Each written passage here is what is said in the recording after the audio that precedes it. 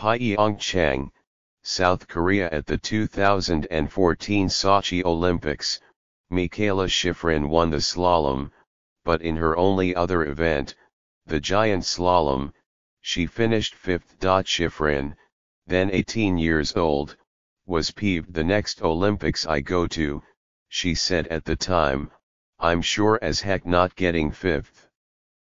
On Thursday, after 3 days of races postponed by strong winds, Shiffrin's celebrated quest for multiple gold medals at the Pyeongchang Olympics finally began.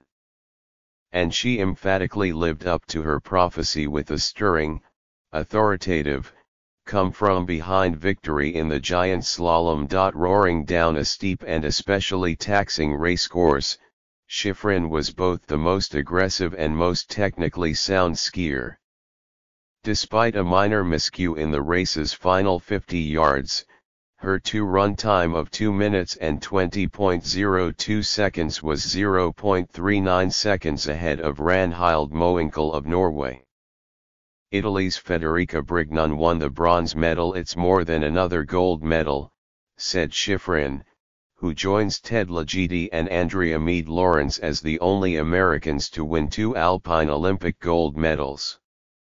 "I knew I might win multiple medals at these Olympics, but I also knew I could come away with nothing. Now I know that I've got one."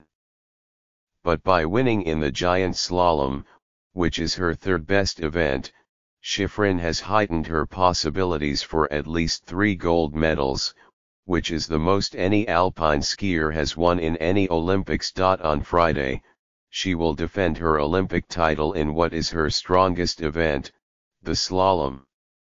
Next week, she will be favored in the Alpine Combined, the last individual alpine race of the Pyeongchang Games. Shiffrin also indicated on Thursday that she was planning to race in a 4th event next week, the women's downhill.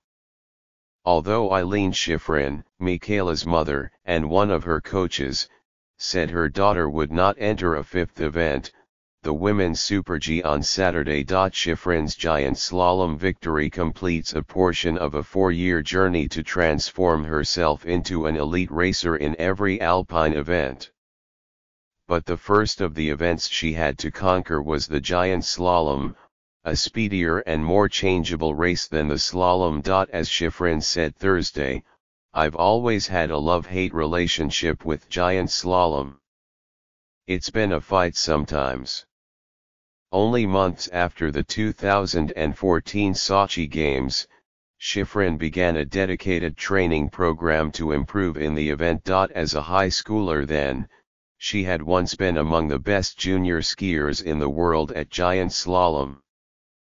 But as she became a professional, she found more success in slalom and spent more time on it.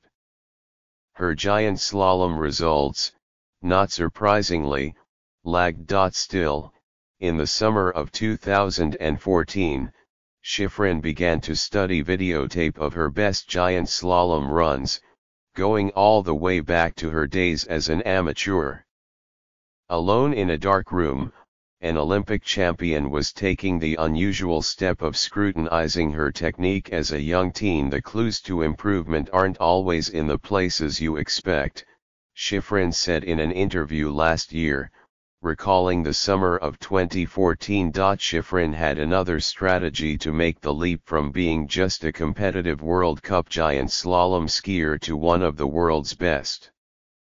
She decided to spend hours quizzing Ligeti, the American skier and defending Olympic giant slalom champion who had single-handedly revolutionized giant slalom technique between 2012 and 2013. In the fall of 2014, Shiffrin trained with Ligeti in Colorado, not far from her home outside Vail. Afterward, they would watch videotape of that day's training for an hour to 90 minutes. "I remember that Mikaela would ask me about 20 questions in every 15-minute span," Ligeti said late last year.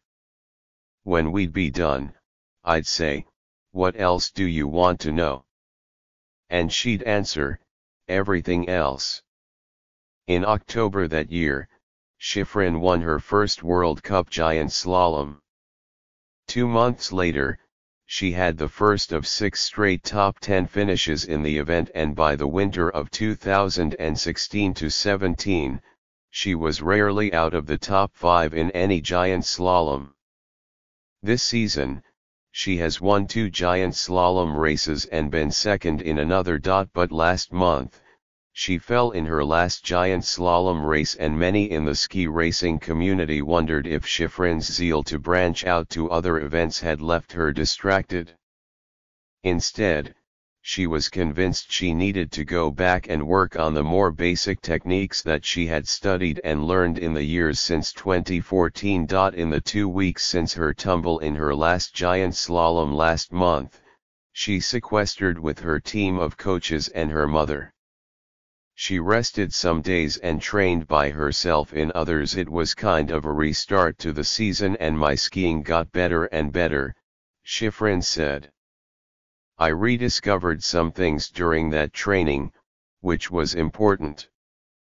Leaving the gate in her first run Thursday morning, Shiffrin was by far the fastest in the opening segment of the race course.